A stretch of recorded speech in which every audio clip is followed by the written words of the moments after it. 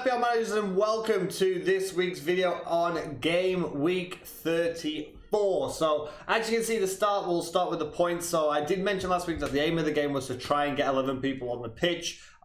We just fell short of that for my own team because Borat seems to have been dropped by Bournemouth again for Begovic. But apart from that, the rest of the team did play that I thought I would get 11 people on the pitch, and I finally had a really good captaincy pick in Hazard. I stuck true. I was feeling a bit worried about it because Jamie Vardy had a cracking game as well, and he's my vice captain. And I thought, here we go again. It's the other problem, and I was that I've had all season where I've just chosen, the wrong captain over vice captaincy, and it has finally paid off. I was sweating buckets until that Chelsea West Ham game, and Hazard came through with 2 goals, and he's picked up 32 points. But you can see 78 points is not just a good game week in general, it's one of the highest game weeks I've had all season, which goes to sort of show that that's the kind of season it's been for me, but it's really helped me climb the ranks. So game week rank was 107,000, but that has taken me from about over 1 million overall rank after dropping down really badly the last couple of weeks to 600, well, almost around 700,000 overall. So I'm slowly trying to make my way back up. But yeah, overall it was a pretty good game week. I had 10 players on the pitch, and the ones that were on the whole had a really good game week. So bringing back Firmino into the side seems to have worked out well, and Jamie Vardy is just on an absolute roll. I don't think now's the time to bring him in though. He has got Newcastle and West Ham, but then the last 3 games, but he's he's a bit famous as well for getting goals in those big games. I'm thinking with the run of form that he's on and Leicester is on under Brendan Rodgers at the moment, it's kind of difficult to take him out of the side. You kind of want to go on that ball roll of form, especially with Leicester trying to get that top 7 position to get into Europe. But you can see I've had him in since that good run started, I think from Palace, where obviously he blanked, but since then he has only blanked 1 more time, and every other time he's got a goal or an assist. So he's done really well in the last few games, really upped his goal scoring, so credit to him there. Hazard stuck with him for pretty much all of the season, if not the majority of it, and he's doing pretty well, especially with Chelsea wanting to keep that top 4 position. So just funnily enough, the transfer that I did make, I said I was going to make, Son has come into the side for Pogba. Pogba's a bit out of form at the moment, and I just feel like with Tottenham Hotspur, which I'll talk about later on, they've got a lot of games. They've got a double game week next week in game week 35, but they've got a good run of fixtures minus that City game. And Spurs on the FPL side have been pretty disappointing as a whole, but the likes of Son has been the outstanding player FPL-wise. I guess in real life ways as well, Son has been that outstanding player. The strange thing is, so the big news obviously from the Champions League fixtures was Harry Kane's injury could be out for the season, and I'm gutted for that, not because I've got Harry Kane, but because I don't have him. I, for some reason, just have not been on Harry Kane's side for FPL points this season. I think he's been too overpriced, and I felt that I liked Harry Kane playing and being fit because it split the market. But now it seems like every man and his dog is going to go straight to Heung-min Son now, which is bad for me because when I picked him up, I think he had 14% ownership, so he's already got up to 15.5%. And with apparently a lot of people playing wild cards this week, and they looked at the Spurs fixtures, and they were going to go Son and Eriksen, which is the move that I already decided to make. Unfortunately, a lot of people are going to be making that. So I've said this before about the idea of FPL is to get the players with the highest points, but you need to get points where other people don't. So when 50% of the game has Salah, and Salah does well, it's hard. You need to find those players where they're not very well owned that get the points, and Son is one of them at the moment. But with Harry Kane's injury, I'm a little bit worried that we're going to see sort of a 20% plus ownership, which sort of takes that shine away. So I'm gutted about Kane's injury because I don't have Harry Kane. But for the rest of the side, it's still a 3-5-2, and I'll talk about the review later on, but I just want to point out that I'm still looking for a top 500k finish. That's going to be my aim for this season. It has been a disappointing season. It's been a really good game week, but my future transfers would be, like I've said, Sterling will come out because probably after the double game week, before the double game week, I think he'll be the next one, because that'll free up funds for me to improve maybe Fraser or one of my defenders, because I'm done with City. I said it before, and I backtracked on my own word about having Manchester City outfield players. And I'm even worried about this weekend. I didn't want to take a points hit to... I said, all right, I'm not going to take any points hit. So I didn't want to take a points hit to take Sterling out when he's got Palace away. So if he doesn't play when he comes on, I still think he might do something. But after this week, I'm done with that, I believe. So then I would be changing. An idea I had was Sterling for Eriksen. And then I was even thinking about upgrading Solanke to either Raul Jimenez at Wolves or changing it to Callum Wilson at Bournemouth. But the problem with Bournemouth at the minute, they're kind of in dead rubber territory where they're not going down, they're not going to go to Europe. So, I mean, they've had a really disappointing result at home to Burnley. I'm not knowing what I'm going to get from Bournemouth at the moment, but with Raul Jimenez's form and they're fighting for the top 7, I kind of feel like I'll be better to side with him rather than Callum Wilson. Or I could upgrade change Sterling to Eriksen and upgrade Fraser to somebody like Bernardo Silva. And I know I said I was going to backtrack on Manchester City, but he seems like the only Manchester City player that sort of definitely plays almost every game. So those were just a couple of ideas. So having a look at a review of last week. So we'll start with the ones to avoid. So big points deductions I did just mention. Try to avoid it because a lot of people will suffer. I scored 78 points, which is a pretty decent score. But that has really skyrocketed me up the tables, which tells you that a lot of people suffer. So they've even made too many transfers, or they just didn't have enough players on the pitch. So for that one, we'll just move on. Just behind me here, you can see West Ham Chelsea turned out to be an easy one after all. So I'll put an X there because West Ham sort of let that slide, and Chelsea looked really in control. Hazard got 2 goals for me, which was really good. Moving on to players to pick, and you see Mane blanked in that result at 3-1 against Southampton, and I think that was just unlucky. I said, moving on to Salah, who gets a tick, I did say that I believe that once he gets 1, he'll start to get more. So I would be keeping my eye on Salah for the rest of the season, especially now they just had a really good result against Porto in the Champions League. I wouldn't be surprised if he starts to go on a roll again. I'm not going to toss aside Mane yet. I'm still going to I'd rather have Mane and Firmino and not Salah rather than Salah without Mane and Firmino, because I think the value for that, the points value and the money value, I do think that's worth it. I don't want to upgrade Firmino to Harry Kane if he wasn't injured.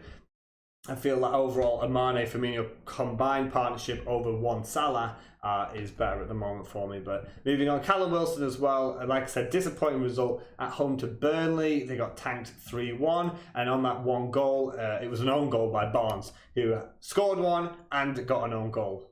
So Wilson as well, he looked really good when he came back in, I believe it was that Huddersfield game a couple of game weeks ago after a long injury, and he bagged, it was 2 goals I believe in his return, and he's been blanking. But Bournemouth, like I said, it doesn't look like they're really playing for anything. They've not got particularly difficult fixtures, so it doesn't seem like there's any sort of motivation there. So maybe Bournemouth, despite having a blank game weeks, might not be the best option at the moment. Going on to play to risk, and we'll start with Lacazette. Disappointing from Arsenal. They were on a really good roll actually of fixtures, trying to get into that top 4. It's a really, really tight matchup for those sides fighting for the top 4, and Arsenal let themselves down. Everton are prone to concede goals, so I did feel like Lacazette might have nicked something, but the width play from the players were pretty shocking. I felt like the midfield really let Arsenal down in that game. But going on finally to the Leicester partnership, Tielemans, again, still on a roll. I recommended him weeks ago, and I think this is the 3rd time I've suggested him as a player to risk, and it's the 3rd time that he's returned. And Jamie Vardy I mentioned earlier on. Just looking at Vardy's ownership, I don't know the percentage, but the number-wise, 278,000 managers owned him when I picked him up, and that has shot up to 867,000, with a peak a couple of weeks ago, 1.1 million. So, he does still fit into, he's under 15%, so not enough people having that. It's not worth it. But like I mentioned before, He's in great form. He's got Newcastle and West Ham away. He probably could still return in those 2 games. And then he's got West Ham, Arsenal, Chelsea. That's going to be difficult. That's going to be my decision whether to keep him or not. But Jamie Vardy's form has been inspired under Brendan Rodgers. So again, it's difficult to sort of look away from him at the moment in his current form. Arguably the most informed striker in the last 5 games in the Premier League. So moving on to my predictions for this game week. Players to avoid Manchester City. I know I sound like a broken record about Manchester City just avoiding their outfield players, but I just cannot not say this. They've just been beaten playing their strongest possible side.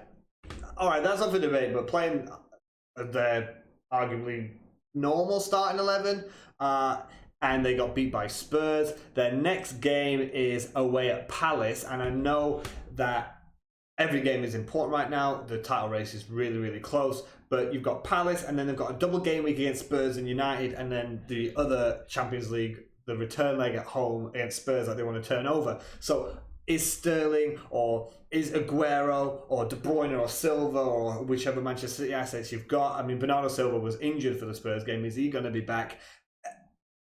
Is it worth that risk bringing one of them in? Is Sane going to play? Sane, it's like, is either a certain starter for 3 weeks and then he's just dropped, or you won't see him for 5 weeks. It's, again, we're in that situation with City that for me to avoid them, it's because they've got really difficult fixtures after this game week.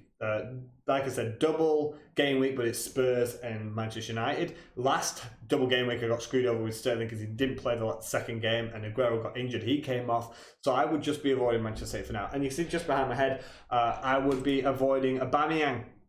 Why would I be avoiding Aubameyang? He's been on a poor run of form. He's I think it's been a few game weeks since he's actually scored a goal, despite Arsenal getting pretty decent fixtures. He only played 45 minutes away at Everton. He played 29 minutes at home to Newcastle, and he played 79 minutes at home to Manchester United, which he did score, and then he played 34 minutes, 70 minutes, 15 minutes. So since game week 26, so game week 25 was the last game week he did 90 minutes, and in the last few game weeks he's hauled twice since game week 24, which for me is a warning sign, especially when he's got 90.3% ownership, which is obviously very high. His price is 10.9 million, which is quite expensive. And I just feel, which I'll talk about the Troy Deeney part in the play to risk, that away at Watford on a Monday night just doesn't. I think that Arsenal get shook by the physical presence of Watford, and I'm not too sure about Aubameyang for that one. And you can see next to me as well, Doherty. The first half of the season, he was like the must-have defender, one of the highest goal scorers, point scorers of FPL. He's sort of dropped off in recent weeks, and I'm going to say avoid him for 2 reasons. Yes, the next game that Wolves have, it's away at Southampton, but Southampton have a knack of scoring, even though they might not pick up 3 points. When I was looking through Southampton's previous fixtures and the results that they've got, I cannot remember the last time they didn't score a goal. The last time they didn't score a goal was game week 27 away at Arsenal. And then the time before that was game week 21 away at Chelsea. But every other game week they've scored. And then before that, game week 16 away at Cardiff. So since game week 16, they've only failed to score 3 times. And for me, they are going to be at Southampton. They are still trying to fight for survival.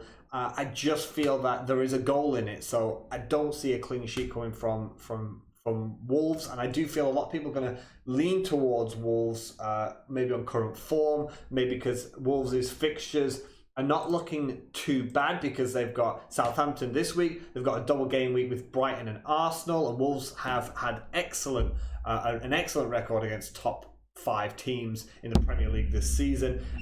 So I just feel like people lean towards Wolves, but I definitely won't be leaning towards a Wolves defender. Going on to the players to pick, I have picked Spurs. Is exactly what I mentioned earlier. Out of the top teams, they have the easiest run till the end of the season. 2, 3, 4, 5, 6 games left for Spurs. They've got Manchester City away from home, which is of course very, very difficult, but the rest of the fixtures they should be winnable games. And Again, I will lean towards now Son and Eriksen, particularly Son, because if Harry Kane's out, Son might play a more advanced role.